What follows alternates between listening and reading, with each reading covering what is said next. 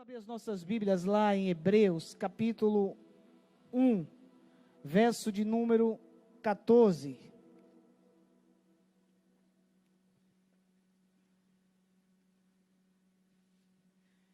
Hebreus, capítulo 1, verso 14. Se você não tem uma Bíblia, aproxima de um crente aí, peça uma ajuda. Você que é cristão, está do lado desse visitante, sem a Bíblia, leia com ele aí. Hebreus 1, verso de número 14. Peraí que eu fiz ao contrário. Hebreus 1, 14.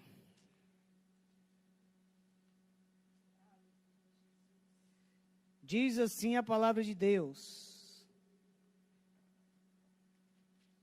Peraí, irmãos, que eu ainda não achei. Aqui, agora. Não são, porventura, todos eles espíritos ministradores, enviados para servir a favor daqueles que hão de herdar a salvação? Amém. Pode sentar em nome de Jesus.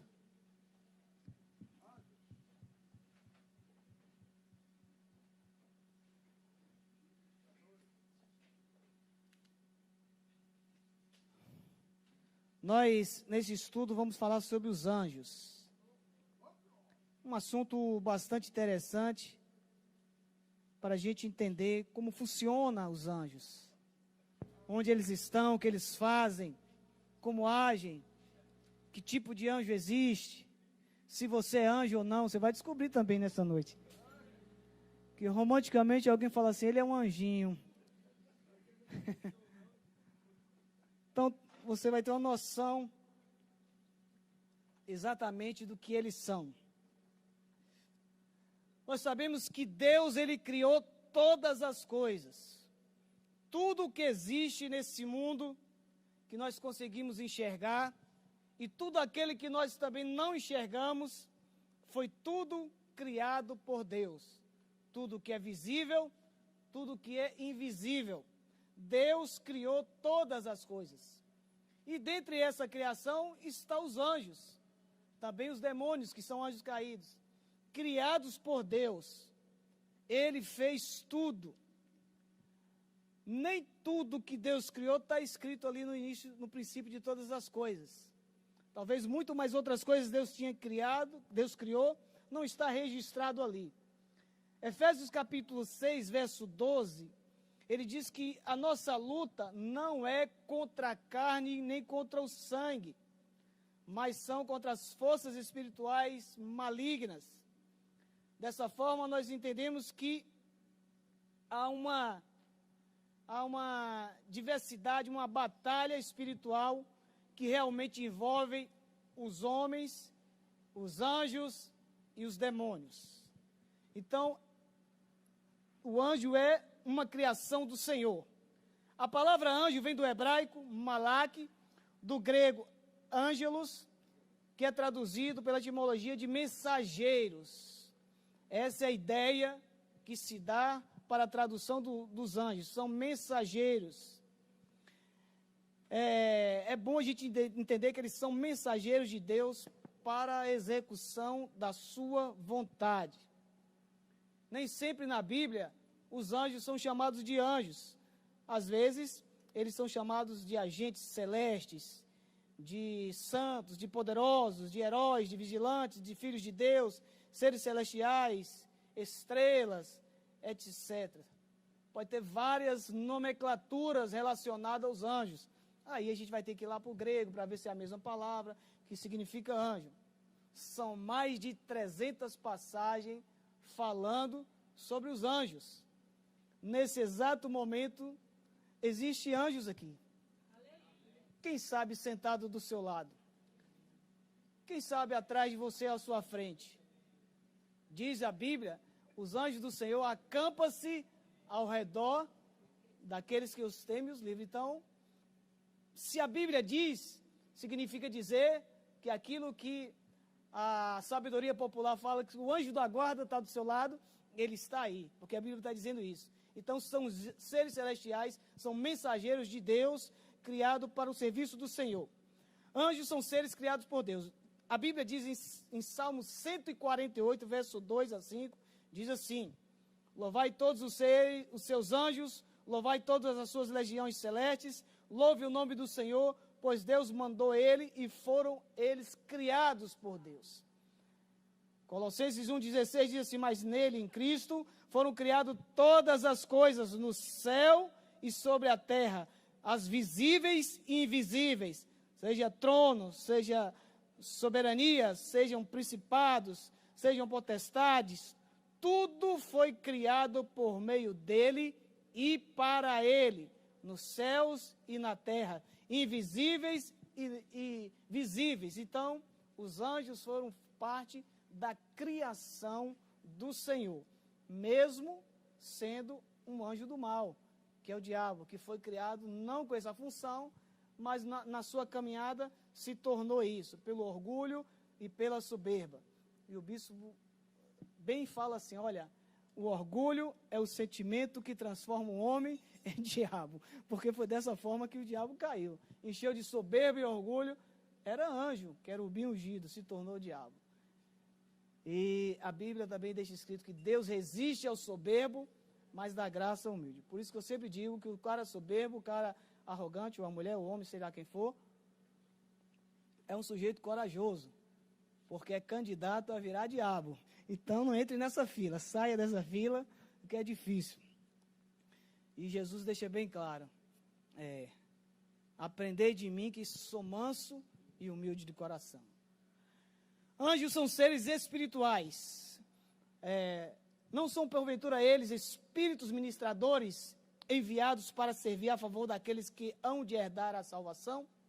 Aí tem algumas referências aqui em Mateus, diz assim: Jesus nos detalha que o anjo não tem carne e nem osso. Senta aí, Fernando, para ouvir direito. O anjo não tem carne e não tem osso, é um ser espiritual. Através dessas duas passagens, sabemos que os anjos não se casam, nem se dão em casamento. Mateus 22, 30. Porque na ressurreição nem se casam, nem se dão em casamentos, mas serão como anjos de Deus no céu. Marcos 12, 25 também diz assim: portanto, quando ressuscitarem dentre os mortos, nem se casarão, nem se dão em casamento, serão como anjos que estão nos céus. Há uma teoria voltada para Gênesis 6, 2, quando diz que os filhos de Deus se envolveram com as filhas dos homens. Muitos dizem que eram anjos, mas Jesus está dizendo que os anjos não se casam e não se dão em casamento, são seres espirituais. Então, isso não tem muito, não encaixa muito com o contexto bíblico. A interpretação mais fiel para isso, ou seja, que a gente pode ser provável, é que os filhos da descendência de Sete, que eram os filhos de Deus, que seguiram, que Noé saiu dessa descendência, se envolveram com aquela raça humana que já estava corrompida e que já vivia nesse mundo, e aí sim diz que os filhos dos homens se envolveram com os filhos de Deus se envolveram com os filhos dos homens, e a geração estava se tornando cada vez mais maligna. Mas não poderia ser anjos, porque os anjos não têm sexo, os anjos são espíritos. Embora toda vez que fala de gênero, o anjo está no gênero masculino. E aí aparecem dois nomes de anjos também, no masculino, que é Gabriel, que é Miguel, e Silvio, eu sou o terceiro anjo. Então, eles tudo no gênero masculino. Então, mas não tem sexo. Eles não tem sexo, então, portanto, não poderia ter esse envolvimento com mulheres. Uma outra coisa importante a gente lembrar, que a mesma quantidade de anjos que Deus criou desde a fundação do mundo, existe até hoje. Não multiplicaram, não criaram mais. Então, não havia necessidade de mais anjos para multiplicar os agentes celestes, porque Deus criou a quantidade e é a mesma, não mudou nada. Então, não tem porque procriação de anjos, porque já foram criados, o número é esse, está fechadinho e pronto. Quando Deus criou Adão e Eva, ele disse: enchei e multiplicai a terra. Os anjos já estavam completos, então não precisam disso aí. Então, essa teoria de que é uma teoria a se debater por conta daquilo que Jesus falou aqui no Novo Testamento. Os anjos, eles são diferentes dos homens? Claro que sim, né, irmãos? A Bíblia diz que o homem foi feito um pouco abaixo dos homens. Se o anjo é poderoso, quer dizer que você também tem um poder, um pouco abaixo. Deixa que você está uma linha abaixo. Hebreus capítulo 2, versos 5 a 7 diz assim: mas de certo lugar testificou dizendo, que o homem que dele te lembres, ó filho do homem, para que visites, tu fizestes um pouco menor do que os anjos, de glória e honra e coragem constituíste sobre as obras de tuas mãos. Então o homem é um pouquinho abaixo dos anjos.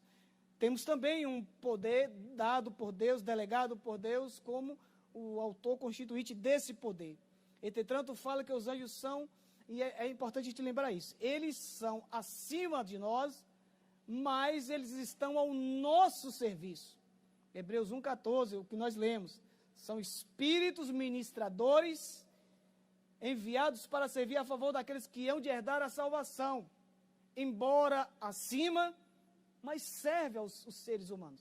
Aí você vê a importância e o privilégio que Deus deu a vocês, servos de Deus, crentes no Senhor Jesus, que os anjos estão aí para te servir, embora eles estejam acima de nós, estão ao nosso serviço. É uma situação bastante interessante. Nós chegaremos até julgar os anjos, obviamente os caídos. Dizem em 1 Coríntios 6,3, não sabeis vós que hão de julgar os anjos, quanto mais as coisas pertencentes a esta vida? Então, embora inferiores um pouco, mas estaremos prontos para julgá-los. Uma outra coisa importante é a gente entender, aliás, isso eu falo mais na frente. Os anjos podem ser visíveis ou invisíveis. Geralmente, os que estão aqui, nós não estamos vendo. Mas aquelas pessoas que têm o dom da vidência, de ver além da visão natural, posso estar vendo esses anjos aqui.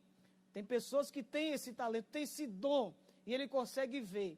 E tem horas que Deus mostra-se, manda o anjo aparecer, e ele aparece. A Bíblia assinala que o anjo são invisíveis aos homens pelo fato de serem espirituais.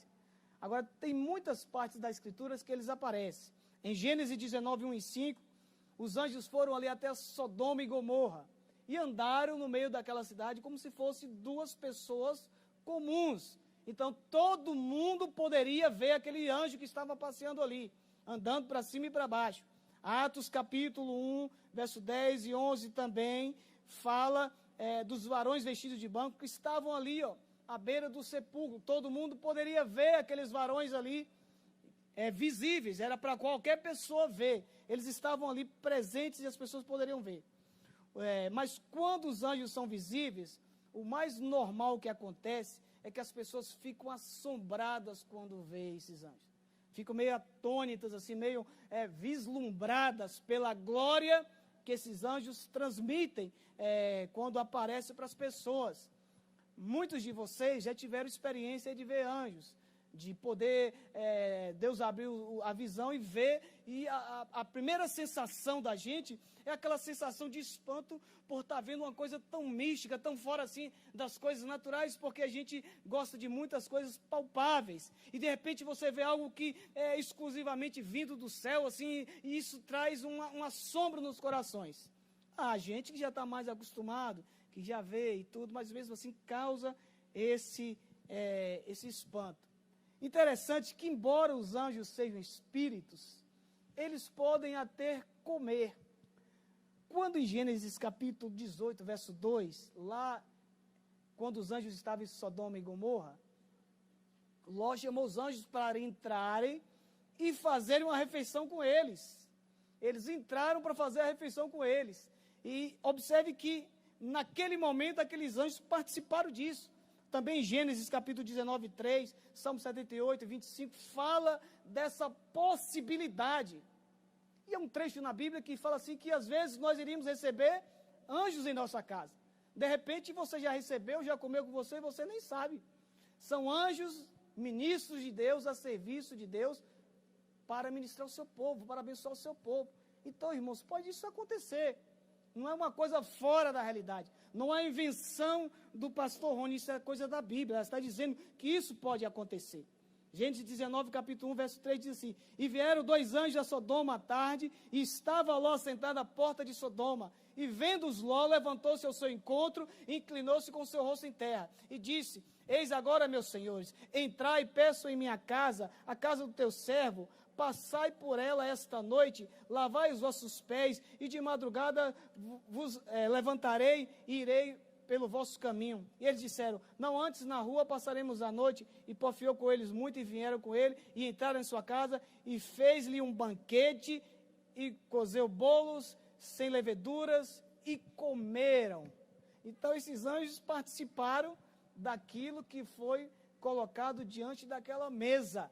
Isso significa dizer, e vocês podem observar, como Deus é extremamente poderoso. Irmãos, Deus criou tudo e tudo Ele faz como quer. Se Ele criou um anjo como espírito e de repente coloca aquele anjo para comer, Ele pode. É obra dEle, o poder está nas mãos dEle, a ação está nas mãos dEle.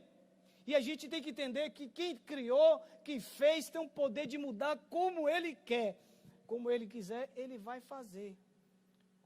Nós não podemos limitar e entender Deus só com a nossa mera visão, ou mero entendimento, porque Ele vai além daquilo que nós entendemos.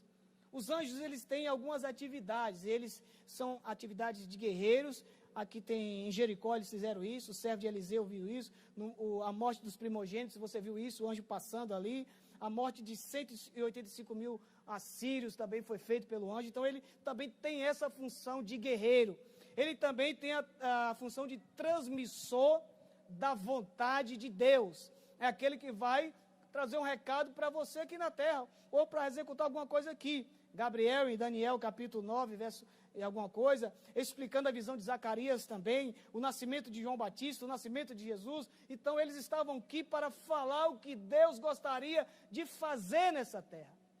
Às vezes, um anjo pode aparecer para você e dizer: olha, Patrícia, você vai para tal lugar, olha aí, Leilimene, você vai fazer um jejum de 41 dias, só de doce.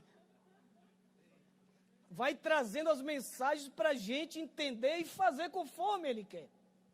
Vai dando a direção, é um mensageiro. Ele também fortalece os amados de Deus. Em Daniel capítulo 10, fala sobre isso, e Elias também. Ele protege os obedientes, não desarrumados, mas os obedientes, Ele está ali para proteger. Em Daniel capítulo também fala isso, na fornalha de fogo, estava ali Cedraque, Mesaque e Abednego, e ali Jesus já estava passeando, na cova dos leões, o anjo fechou a boca, libertou Pedro da prisão, também foi o anjo, ali já estava os anjos operando a favor e protegendo. Ele protege os pequeninos, Mateus 18, 10, ele protege as nações também, vai lá em Daniel 10, 13, 20, 21, eles estão envolvidos no ministério da igreja, eles também fazem parte disso, em questão de culto, mensagem de Deus enviada na comunidade, em questão da liderança da igreja. Então, ele pode ser um agente de Deus para operar. Não é culto aos anjos. Segura o anjo, pega o anjo, agarra o anjo, isso aí não tem nada a ver. O anjo é um ministro que vem entregar um recado, vai dar uma direção, tudo direcionado por Deus. Porque a gente já sabe que já tem um culto aos anjos e tal. E tem uma música, querubim ungido chegou, e aí o pau come, o querubim, mas não é a função dele isso, a gente não deve cultuar anjos. Todas as vezes que os homens, nas suas aparições de anjos, quando os homens foram reverenciados, ele falou: não faça isso, nós somos o seu conservo, não pode adorar o homem. Toda vez na Bíblia que se tem uma visão mística, que alguém recebe adoração, isso está ligado à figura de Jesus Cristo. E quando é anjo, ele vai dizer: não faça, não me desarrume não, já tem um bocado que virou demônio, eu não estou nessa fila, então adore a Deus e mais ninguém, não quero tomar este lugar. Isso também dá ideia para nós seres humanos de querer adoração, porque às vezes a gente não quer adoração assim, mas fala, a gente gosta de achar, ela é uma bênção, ela é uma mulher de Deus, homem de Deus, vai inchando, vai inflando, eu sou isso, eu sou aquilo, eu sou isso, aí inchando por qualquer coisa. A gente tem que entender, irmão, que a adoração só a Deus. Pela misericórdia, nós estamos de pé. Entenda isso, nós não somos nada diante de Deus. Tudo que nós sabemos, aprendemos, ensinando, não significa nada diante de Deus. Então, toda adoração é Ele.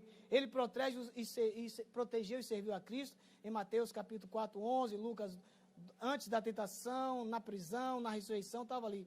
Executa também o juízo de Deus. Sodoma e Gomorra, eles estavam ali castigando contra Israel por causa do censo, os anjos estavam ali fazendo. No Apocalipse está a presença dos anjos ali também, executando o juízo de Deus nessa terra. Quantos são os anjos? É uma pergunta interessante, né? São quantos? A Bíblia não informa quantos são os anjos. Não claramente. Ela vai dando assim algumas ideias.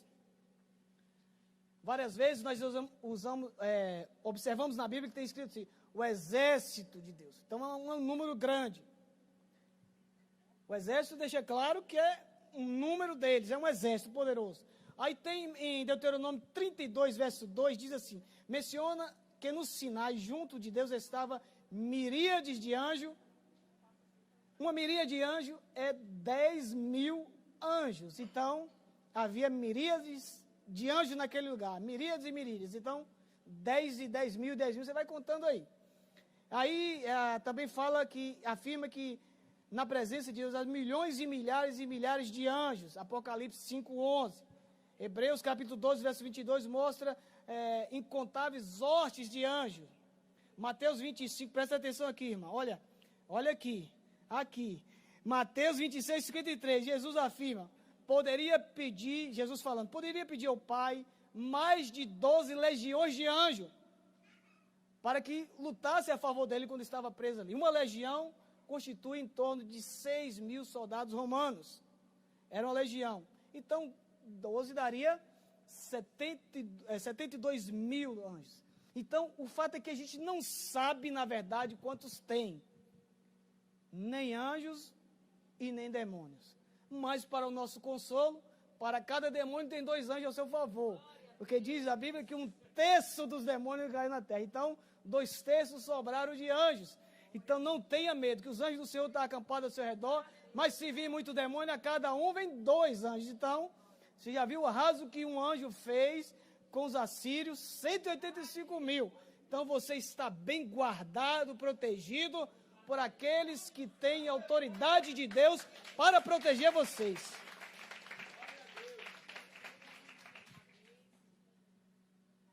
Categoria dos anjos. Nós temos 4 categorias de anjos. Ao que parece, a palavra anjo determina um termo geral das coisas, relativo aos seres celestiais, seja eles qual for. Entretanto, além desse termo geral, existe a categoria de anjo. E essa categoria, irmãos, forma diferente outras categorias, como de serafins, de querubins e coisas desse tipo. O único anjo mencionado pelo nome na Bíblia é Gabriel, anjo, nessa categoria de anjo. Entenda, Miguel já é uma outra categoria, anjo.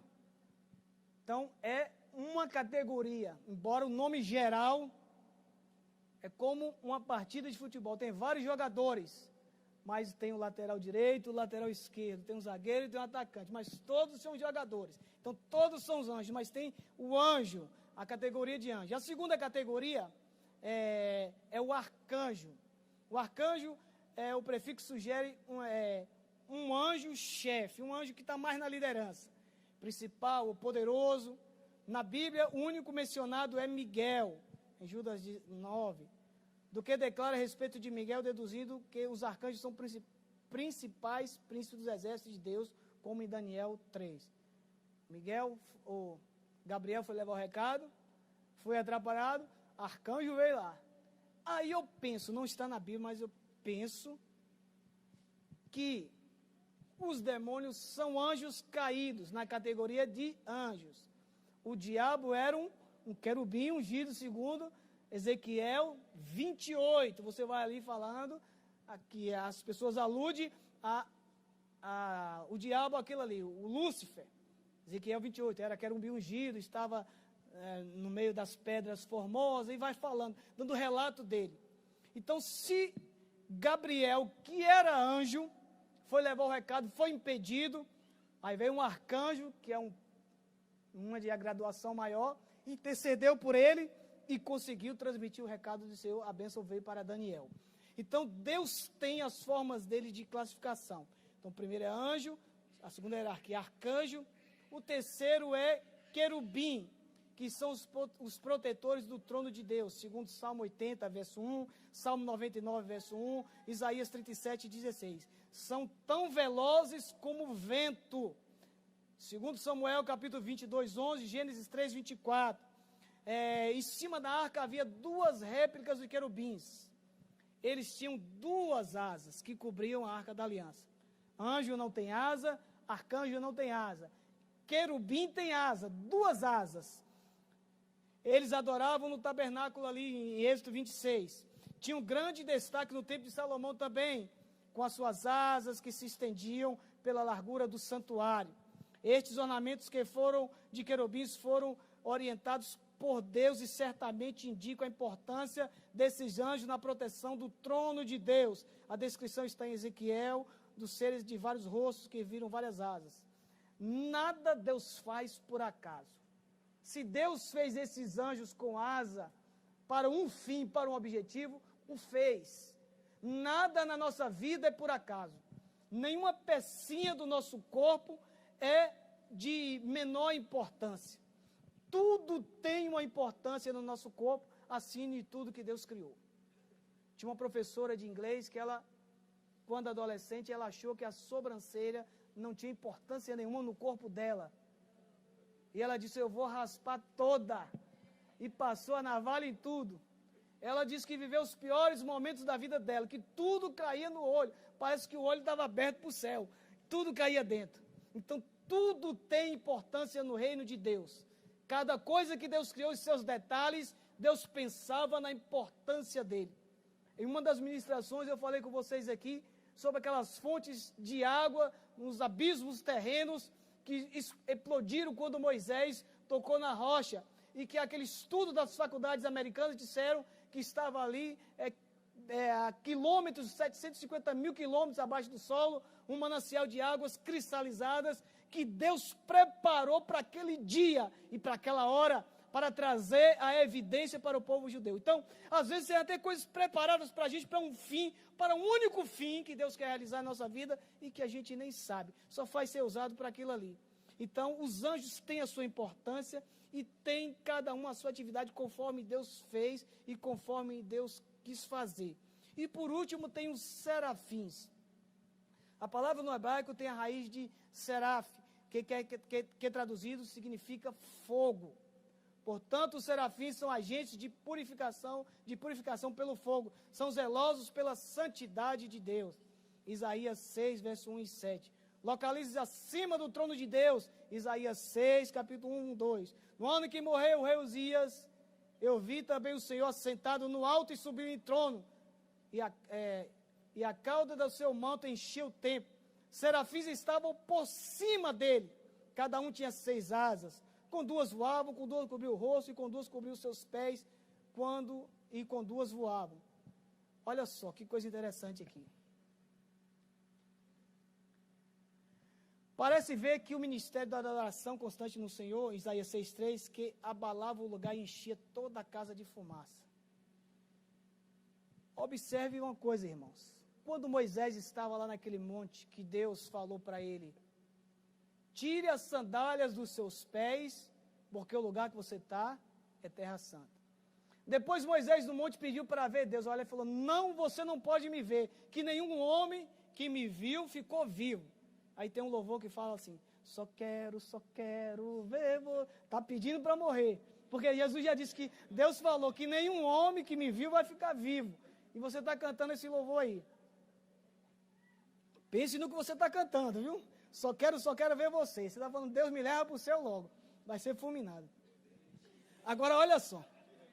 Os serafins, com 2 eles cobriam os pés.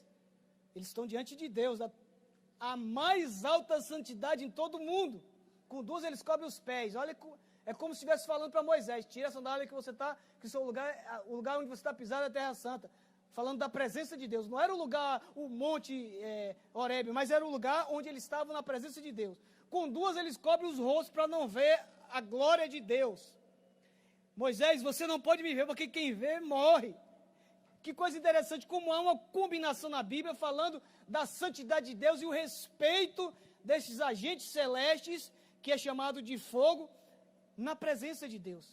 E tem um detalhe, irmãos, que vocês talvez não perceberam. Quando o serafim vai tirar uma brasa do altar de Deus, ele já é fogo. Ele não pega com a mão. Ele pega uma ferramenta chamada antenais e tira a brasa. E coloca na boca de Isaías. Imagine o poder daquela brasa.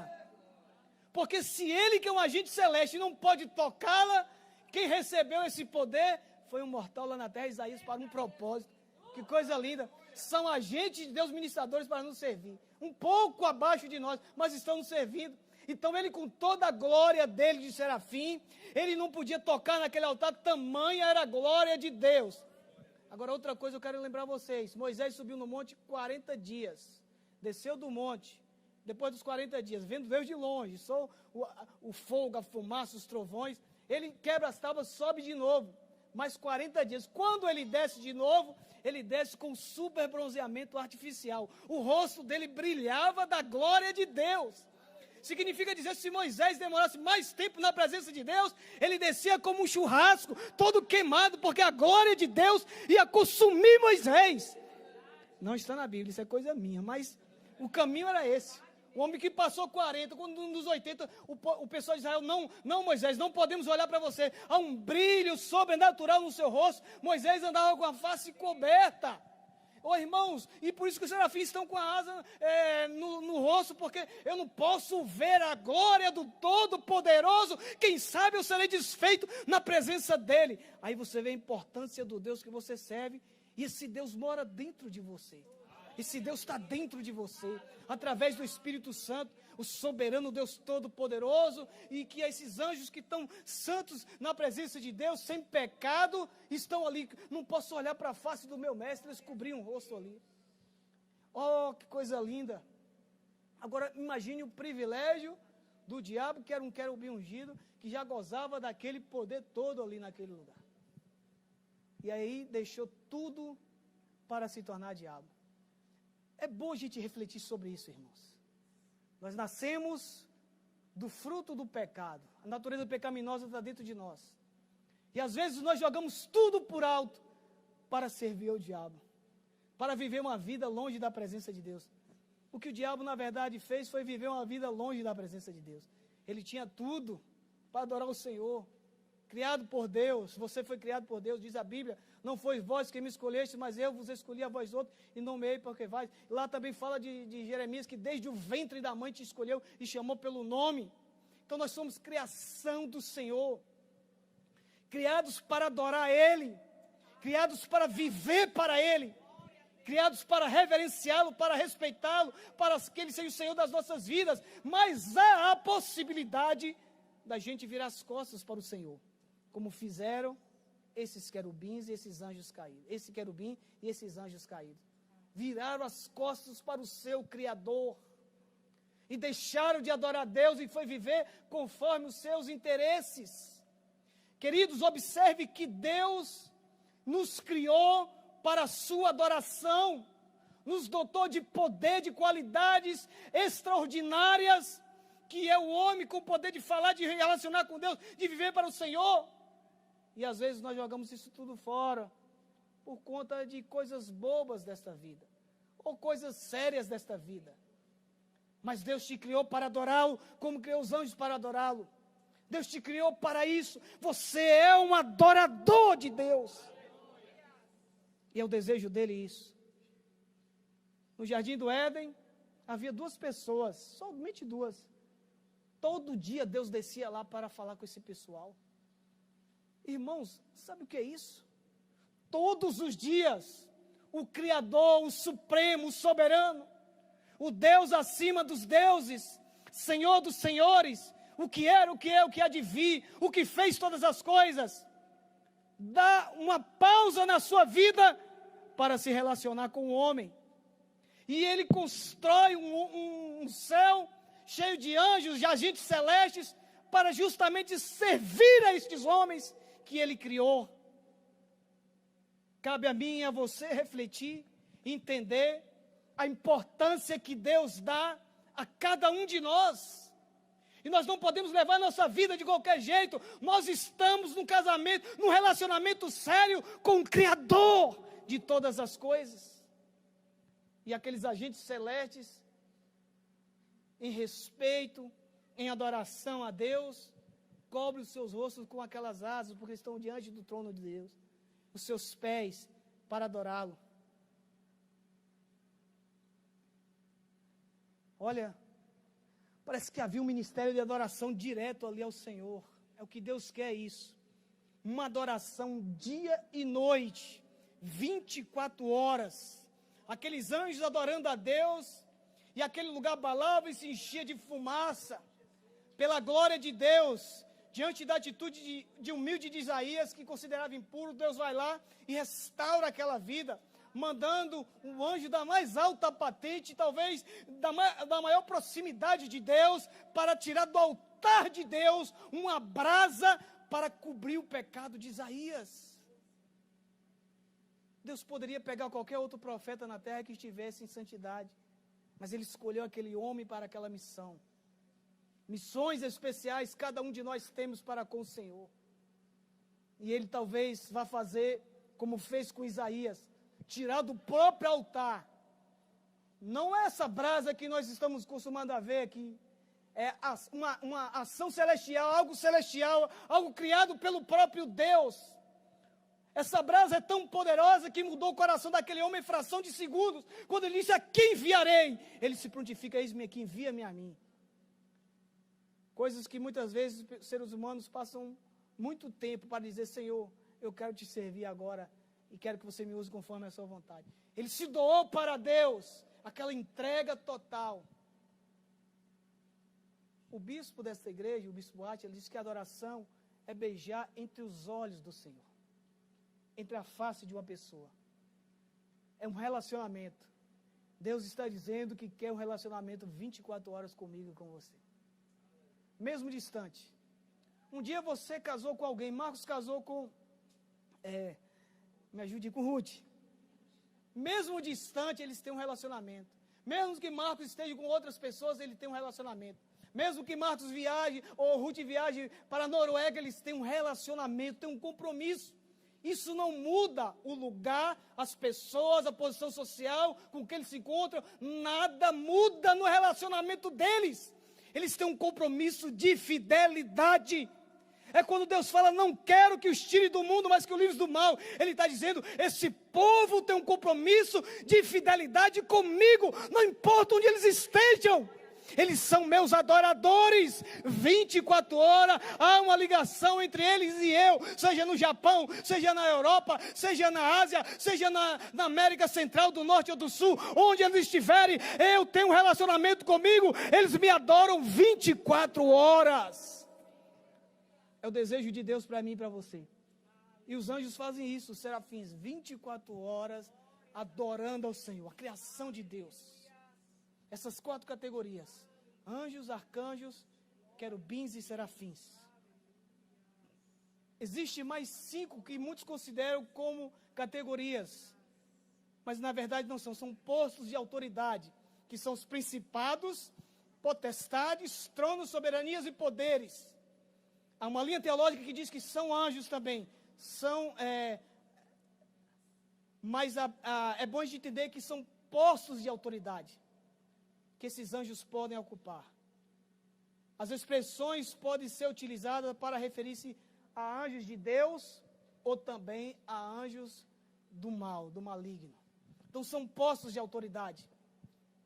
Ele é um principado, está ocupando esse posto de autoridade. Mas as 4 categorias são essas. Agentes celestes criados por Deus para servir ao seu povo.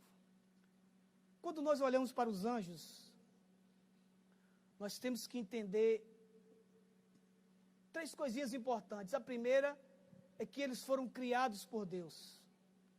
A segunda, o poder que eles têm, dado por Deus.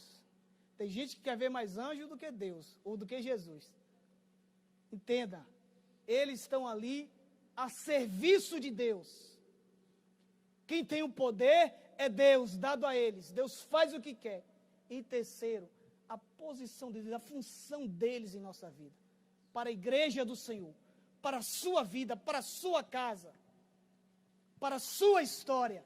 A função é de servir conforme Deus quer. Conforme Deus organiza.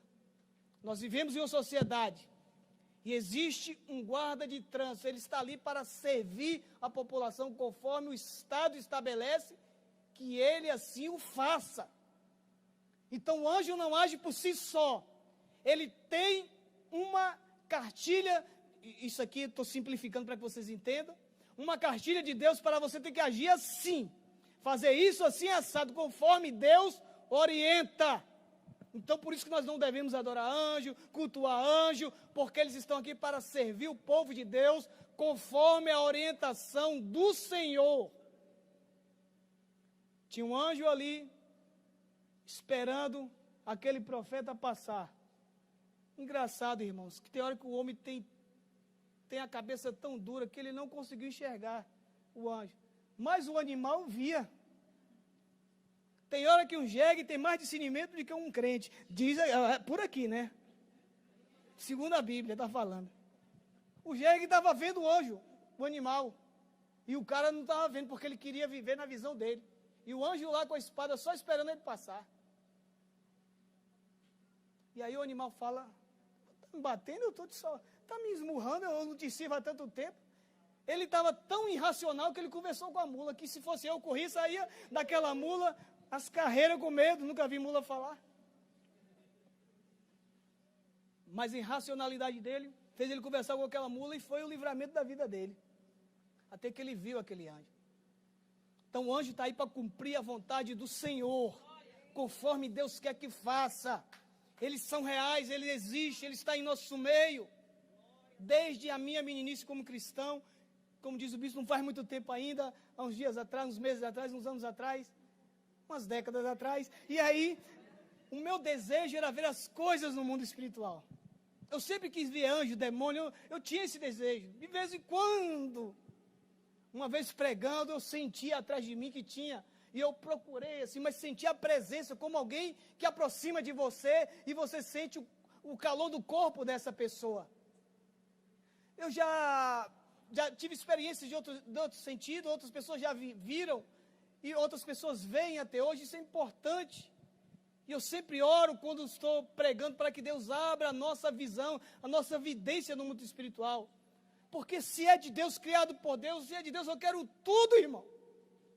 Quero ver tudo, eu quero sentir tudo, eu quero viver tudo. É dele, a vontade de Deus é sempre boa, perfeita e agradável na nossa vida. Então busca o Senhor. A forma da gente viver as coisas com o Senhor é buscando a Deus, se envolvendo com Ele. O cristão, quando não se envolve com Deus, está naquela condição de Isaías. O homem de lábios impuros que habita no meio de um povo de impuros lábios. De repente ele viu a glória de Deus e quando Deus moveu-se a favor dele, ele se colocou na presença de Deus para servi-lo. Para servir Jesus tem que estar na posição, tem que estar rendido. Não é 5 minutos de oração, 5 minutos de leitura bíblica, ou você vir ao culto que vai fazer de você um cristão puro e genuíno. É horas de oração, é horas de leitura bíblica, é horas de dedicação, é horas de abandonar o pecado, é horas de ter uma vida de santidade. Você tem que se envolver, buscar, crescer, aprender de Deus. Porque senão não vai, irmãos. Não vai, a gente tem que fazer uma coisinha. Tem que mover em direção ao Senhor. Nem sempre a gente vai começar orando 1 hora. Mas a gente tem que começar orando. A gente tem que começar lendo. A gente tem que começar jejuando. A gente tem que começar dedicando, buscando, fazendo aquilo que é nosso papel fazer. Interessante que Jesus fala, buscai primeiro o reino de Deus. O verbo buscar está dando uma condição à pessoa. Vá buscar e eu vou fazer as demais coisas. Ele diz, aquele que vem a mim, de maneira nenhuma lançarei fora. Os que de madrugada me buscam, Então veja que é papel do homem ir ao encontro de Deus, ao encontro daquilo que Deus quer fazer na vida dele. Eu leio um livro de Poyo Chun que ele diz que quando ele era muito pobrezinho lá no bairro da Coreia do Sul, ele abriu uma comunidade e ele ia orar de madrugada, ele sozinho, às 4 da manhã, sozinho orando. Começou e daqui a pouco foi mais um, mais dois, tinha 50. Hoje, de madrugada, é cerca de 100 mil crentes orando lá com ele, os montes que eles criou. É mole, irmão, parece até coisa, eu estou doido para ver isso, vai lá. Mas parece até coisa de outro mundo. Ele disse que lá eles dormem cedo para acordar de madrugada para orar. E o povo vai orar, vai buscar a presença de Deus. E a igreja é a maior igreja do mundo. Nascido de um coreano, pobrezinho, recém-saído da guerra, o país destruído. E a Coreia hoje é um país de primeiro mundo, restaurado. Cristãos cheios do poder de Deus, avivados. Ele tem mais de 500 mil crentes na igreja dele. Quando ele escreveu esse livro, era 400 mil e agora, multiplicando como está. São pessoas que dedicaram a vida dele. Deus não tem filhos prediletos. Agora tem filhos que se aproximam de Deus, que chamam a atenção de Deus, que vai até Ele. O amor é igual. Agora o relacionamento depende de cada um de nós. Assim como esses anjos que estão aí a serviço de Deus por você, criados para servir vocês, mesmo antes de vocês existirem, Deus já tinha feito, pensando em cada um de nós. O anjo do Senhor, ele acampa-se ao nosso redor para nos livrar. Olha o anjo do Senhor aí.